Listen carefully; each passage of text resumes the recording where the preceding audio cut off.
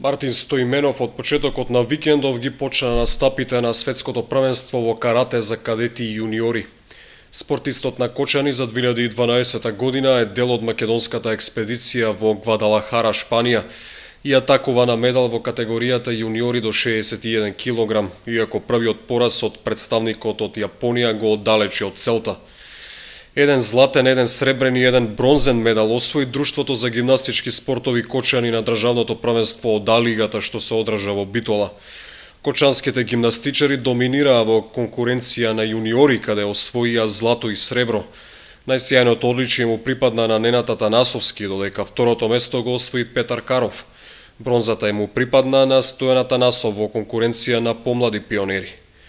Дел од екипата на Друштвото за гимнастички спортови Кочани на ова големо надпреварување беа и Даниел Димитров и Ристе Симеонов.